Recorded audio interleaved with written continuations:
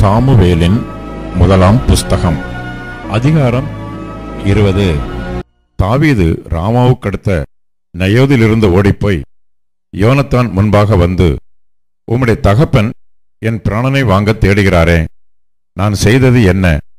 என் அக்கிரமம் என்ன? நான் அவருக்கு செய்த துரோகம் என்ன என்றான். அதற்கு அவன், அப்படி ஒரு காலம் வாராது, நீர் சாவதில்லை. இதோ, எனக்கு அறிவிக்காமல் என் தகப்பன் பெரிய காரியமானாலும் சிறிய காரியமானாலும் ஒன்றும் செய்கிறதில்லை. இந்த காரியத்தை என் தகப்பன் எனக்கு மறைப்பானேன்? அப்படி இருக்க மாட்டாது என்றான். அப்பொழுது தாவீது, உம்முடைய கண்களில் எனக்கு தயை கிடைத்தது என்று உம்முடைய தகப்பன் நன்றாய் அறிவார். ஆகையால் யோனத்தானுக்கு மனநோவு உண்டாகாதபடிக்கு அவன் இதை அறியப்போகாது என்பார். மரணத்திற்கும் எனக்கும் ஒரு அடி தூரம் மாத்திரம் இருக்கிறது என்று கர்த்தருடைய ஜீவனையும் உம்முடைய ஜீவனையும் கொண்டு நிச்சயமாய் சொல்லுகிறேன் என்று மறுமொழி சொல்லி ஆணையிட்டான். அப்பொழுது யோனத்தான் தாவீதை பார்த்து, உமது மன விருப்பம் இன்னது என்று சொல்லும், அதன்படி உமக்குச் செய்வேன் என்றான். தாவீது யோனத்தானை நோக்கி, இதோ, நாளைக்கு அமாவாசி, நான் ராஜாவோட பந்தி இருந்து சாப்பிட வேண்டியதா இருக்கும்.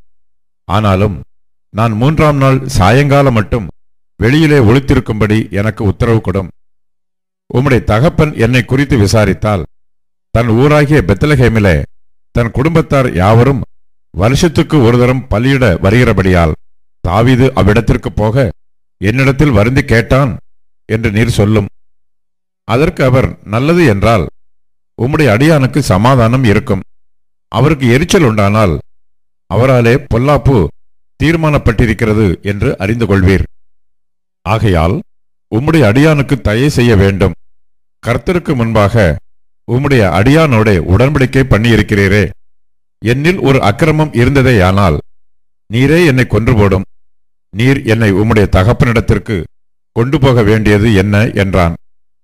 அப்பொழுது யோனத்தான், அப்படி உமக்கு வராதிருப்பதாக. உமக்கு பொல்லாப்பு செய்ய என் தகப்பனாலே தீர்மானித்திருக்கிறது என்று நான் நிச்சயமாய் அறிந்தேனானால் நான் அதை உமக்கு அறிவிக்காதிருப்பேனோ என்றான். தாவீது யோனத்தானை நோக்கி, உம்முடைய தகப்பன் கடினமான உத்தரம் சொன்னால் அதை யார் எனக்கு அறிவிப்பார் என்றான். அப்பொழுது யோனத்தான் தாவீதை பார்த்து, ஊருக்கு வெளியே போவோம், வாரும் என்றான். இருவரும் வெளியே புறப்பட்டு போனார்கள். அப்பொழுது யோனத்தான் இஸ்ரவேலின் தேவனாகிய கர்த்தரை முன்னிட்டு தாவீதை நோக்கி, நான் நாளையாவது மறுநாளிலாவது என் தகப்பனுடைய மனதை அறிந்து கொண்டு அவர் தாவீதின் மேல் தயவாயிருக்கிறார் என்று கண்டும் அதை அப்போது உமது செவிகளுக்கு வெளிப்படுத்தும்படிக்கு உமக்கு சொல்லி அனுப்பாதிருந்தால், இஸ்ரவேலின் தேவனாகிய கர்த்தர் யோனதானுக்கு அதற்கு சரியாகவும் அதற்கு அதிகமாகவும் செய்ய கடவர். ஆனாலும் உமக்கு தீங்கு செய்ய என் தகப்பனுக்கு பிரியமாயிருந்தால் அதை உமது செவிகளுக்கு வெளிப்படுத்தி நீர் சமாதானத்தோட போகும்படிக்கு உம்மை அனுப்பிவிடுவேன். கர்த்தர் என் தகப்பனோடு இருந்தது போல் உம்மோடும் இருப்பாராக. மேலும் நான் உயிரோடு இருக்கையில் நான் சாகாதபடிக்கு நீர் கர்த்தரின் நிமித்தமாய் எனக்கு தயை செய்ய வேண்டியதும் அல்லாமல், கர்த்தர் தாவீதின் சத்துருக்களாகிய ஒவ்வொருவரையும் பூமியின் மேல் இராதபடிக்கு வேர் அறுக்கும் போதும் நீர் என்றைக்கும் உமது தயவை என் வீட்டை விட்டு அகற்றி விடாமலும் இருக்க வேண்டும் என்றான். இப்படி யோனத்தான் தாவீதின் குடும்பத்தோட உடன்படிக்கை பண்ணி தாவீதுடைய சத்துருக்களின் கையிலே கர்த்தர் கணக்கு கேட்பாராக என்று சொல்லி, யோனத்தான் தாவீதை மிகவும் சிநேகித்தபடியினால் பின்னும் அவனுக்கு ஆணையிட்டான். தன் உயிரை சிநேகித்தது போல அவனை சிநேகித்தான். பின்பு யோனத்தான் தாவீதை பார்த்து, நாளைக்கு அமாவாசி, நீர் உட்கார வேண்டிய இடம் காலியாயிருப்பதினால் உம்மை குறித்து விசாரிக்கப்படும். காரியம் நடந்தபோது 3ஆம் நாளிலே நீர் ஒளித்திருக்கும் இடத்திற்கு தீவிரித்து வந்து ஏசேல் என்னும் கல்லண்டையில் உட்கார்ந்திரும். அப்பொழுது நான் குறிப்பு வைத்து எய்கிறது போல அதற்கு பக்கமாக 3 அம்புகளை எய்து, நீ போய் அந்த அம்புகளை தேடி வா என்று ஒரு பிள்ளையாண்டானை அனுப்புவேன். இதோ, அம்புகள் உனக்கு இப்புறத்திலே கிடக்கிறது, அவைகளை எடுத்துக்கொண்டு வா என்று பிள்ளையாண்டானிடத்தில் நான் சொன்னால், நீர் வாரும், அப்பொழுது ஒன்றும் இல்லை, உமக்கு சமாதானம் இருக்கும் என்று கர்த்தருடைய ஜீவனை கொண்டு சொல்லுகிறேன். இதோ அம்புகள் உனக்கு அப்புறத்திலே கிடக்கிறது என்று நான் அந்த பிள்ளையாண்டானிடத்தில் சொன்னால் நீர் போய்விடும். அப்பொழுது கர்த்தர் உம்மை போகச் சொல்லுகிறார் என்று அறியும்.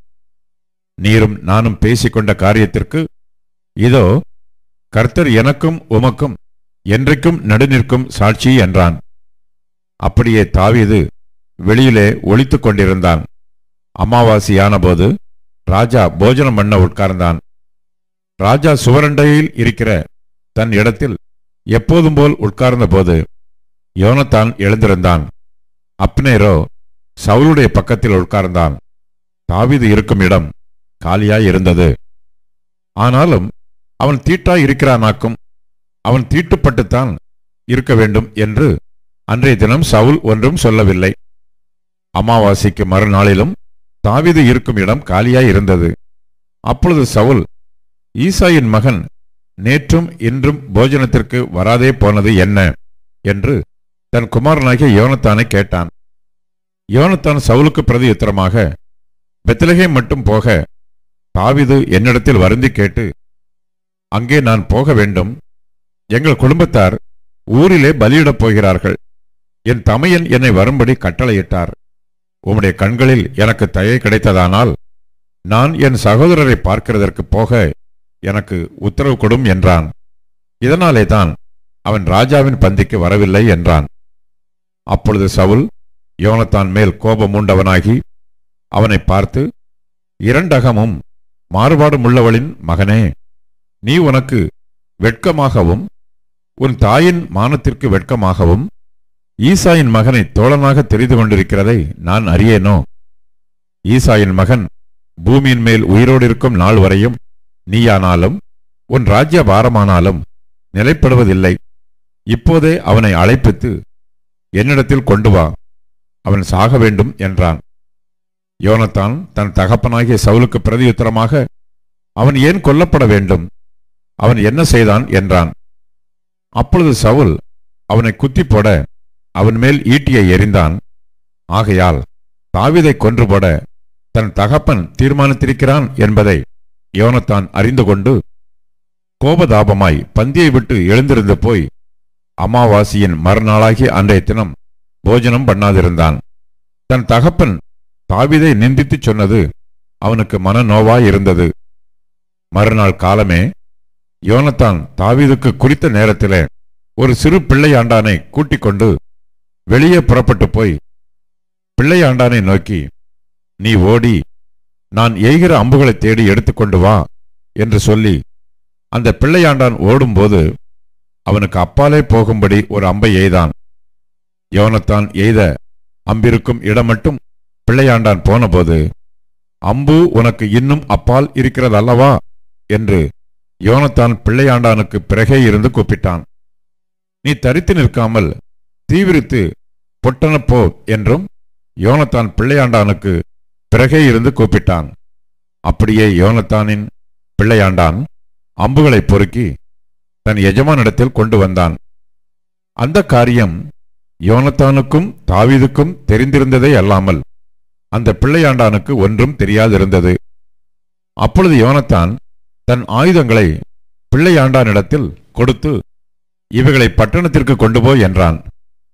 பிள்ளையாண்டான் போன பின்பு தாவீது தென்புறமான இடத்திலிருந்து எழுந்து வந்து தரையிலே முகங்குப்புற விழுந்து 3 விசை வணங்கினான். அவர்கள் ஒருவரை ஒருவர் முத்தம் செய்து அழுதார்கள். தாவீது மிகவும் அழுதான். அப்பொழுது யோனத்தான் தாவீதை நோக்கி, நீர் சமாதானத்தோடே போம், கர்த்தர் என்றைக்கும் எனக்கும் உமக்கும் என் சந்ததிக்கும் உமது சந்ததிக்கும் நடுநிற்கும் சாட்சி என்று சொல்லி கர்த்தருடைய நாமத்தை கொண்டு நாம் இருவரும் ஆணையிட்டுக் கொண்டதை நினைத்துக் கொள்ளும் என்றான். பின்பு அவன் எழுந்து புறப்பட்டு போனான். யோனத்தானோ பட்டணத்திற்கு போய்விட்டான்.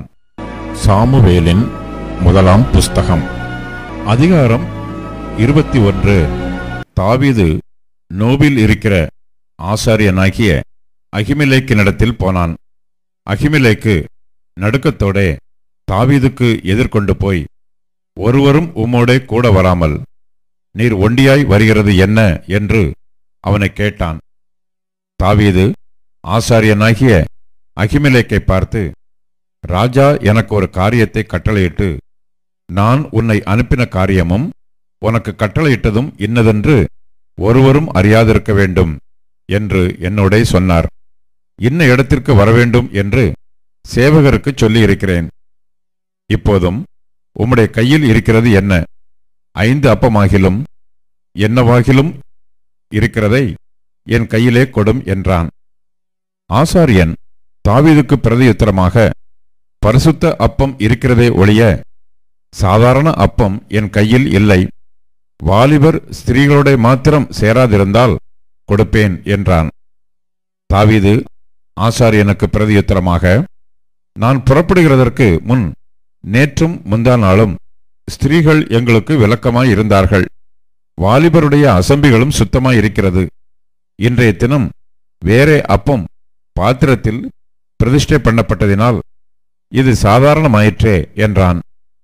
அப்பொழுது கர்த்தருடைய சந்நிதியிலிருந்து எடுக்கப்பட்ட சமூக தப்பங்களைத் தவிர வேறே அப்பம் அங்கே இராதபடியினால் ஆசாரியன் அவனுக்கு பரிசுத்த அப்பத்தை கொடுத்தான்.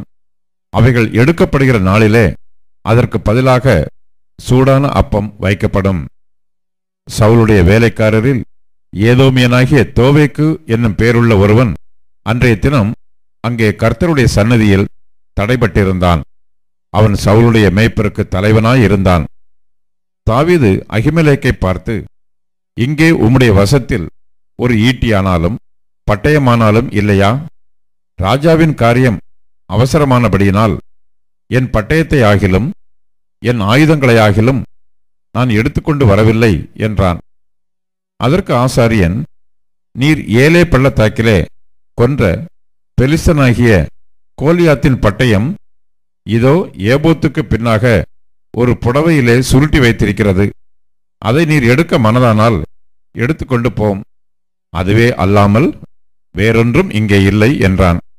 அப்பொழுது தாவீது, அதற்கு நிகரில்லை, அதை எனக்கு தாரும் என்றான். அன்றைய தினம் தாவீது எழுந்து சவுலுக்கு தப்பியோடி காத்தின் ராஜாவாகிய ஆகீஸ் இடத்தில் போனான். ஆகீஸின் ஊழியக்காரர் அவனை பார்த்து, தேசத்து ராஜாவாகிய தாவீது இவன் அல்லவோ? சவுல் கொன்றது 1000, தாவீது கொன்றது 10000 என்று இவனை குறித்தல்லவோ ஆடல் பாடலோட கொண்டாடினார்கள் என்றார்கள். இந்த வார்த்தைகளை தாவீது தன் மனதிலே வைத்துக்கொண்டு காத்தின் ராஜாவாகிய ஆகீசுக்கு மிகவும் பயப்பட்டு அவர்கள் கண்களுக்கு முன்பாக தன் முக நாடியை வேறுபடுத்தி அவர்களிடத்தில் பித்தங்கொண்டவன் போல காண்பித்து வாசற்கதவுகளிலே கீறிக்கொண்டிருந்து தன் வாயிலிருந்து நுரையை தன் தாடியிலே விழப்பண்ணி கொண்டிருந்தான். அப்பொழுது ஆகீஸ் தன் ஊழியக்காரரை நோக்கி, இதோ இந்த மனுஷன் பித்தங்கொண்டவன் என்று காண்கிறீர்களே, இவனை நீங்கள் என்னிடத்தில் கொண்டு வந்தது என்ன? எனக்கு முன்பாக பைத்திய சேஷ்டை செய்ய நீங்கள் இவனை கொண்டு வருகிறதற்கு பைத்தியக்காரர் எனக்கு குறைவாய் இருக்கிறார்களோ? இவன் என் வீட்டிலே வரலாமா என்றான். சாமுவேலின் முதலாம் புஸ்தகம், அதிகாரம் 22. தாவீது அவ்விடத்தை விட்டு தப்பி அதுல்லாம் என்னும் கெபிக்கு போனான். அதை அவன் சகோதரரும் அவன் தகப்பன் வீட்டார் அனைவரும் கேட்டு அங்கே அவனிடத்துக்கு போனார்கள். ஒடுக்கப்பட்டவர்கள், கடன்பட்டவர்கள், முறுமுறுக்கிறவர்கள் யாவரும் அவனுடைய கூடிக்கொண்டார்கள். அவன் அவர்களுக்கு தலைவனானான். அந்த பிரகாரமாக ஏறக்குறைய 400 பேர் அவனோடு இருந்தார்கள்.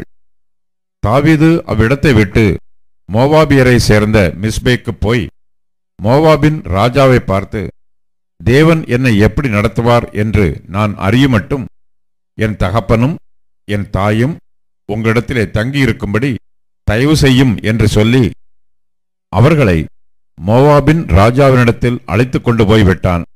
தாவீது அரணில் இருந்த நாளெல்லாம் அவர்கள் அங்கே அவனோடு இருந்தார்கள்.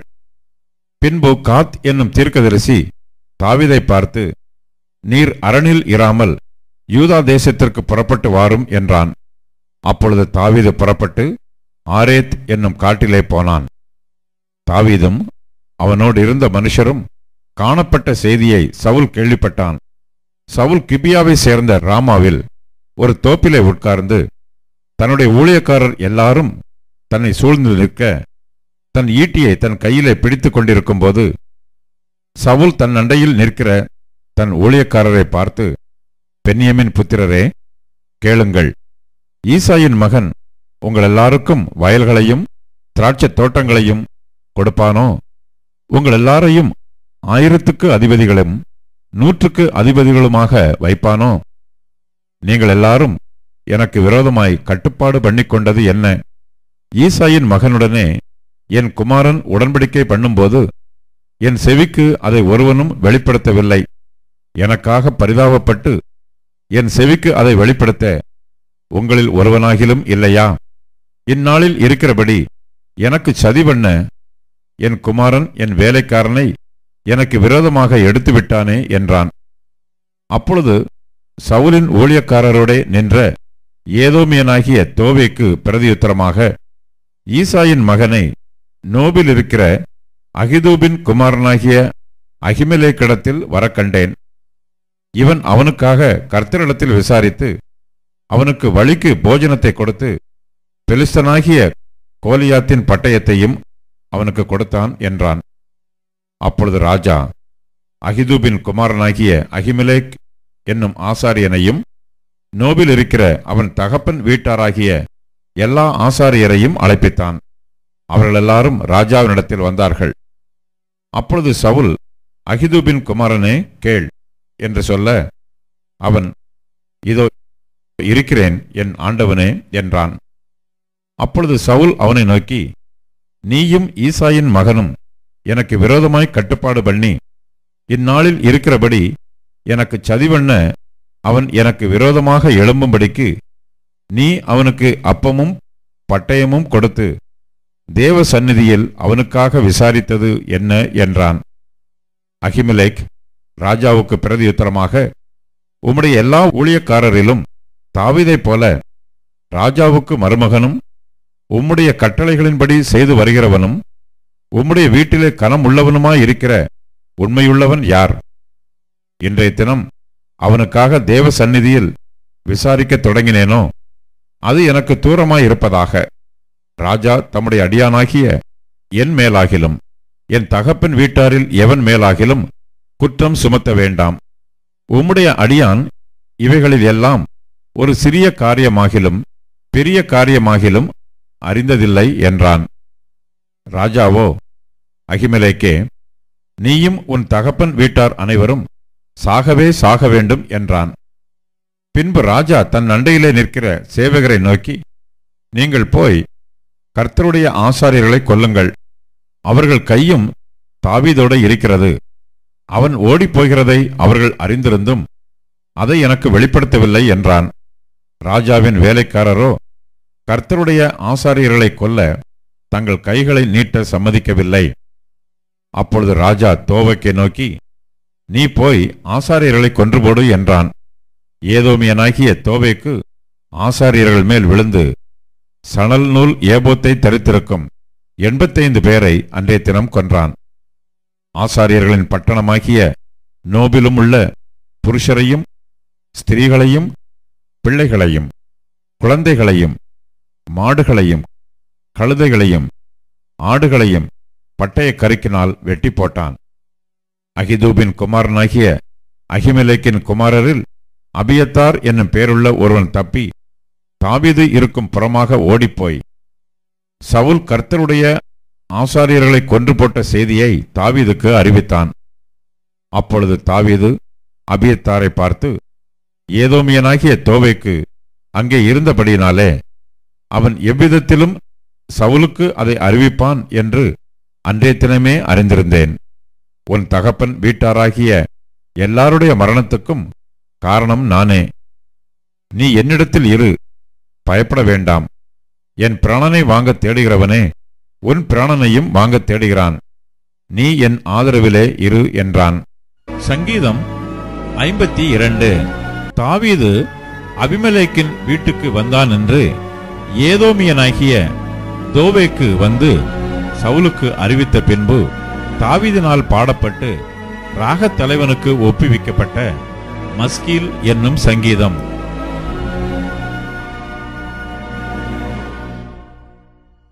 பலவானே, பொல்லாப்பில் ஏன் பெருமை பாராட்டுகிறாய்? தேவனுடைய கிருபை எந்நாளும் உள்ளது. நீ கேடுகளைச் செய்ய எத்தனம் பண்ணுகிறாய்? கபடு செய்யும் உன் நாவு தீட்டப்பட்ட சவரகன் கத்தியைப் போல் இருக்கிறது. நன்மையை பார்க்கிலும் தீமையையும், யதார்த்தம் பேசுகிறதை பார்க்கிலும் பொய்யையும் விரும்புகிறாய்.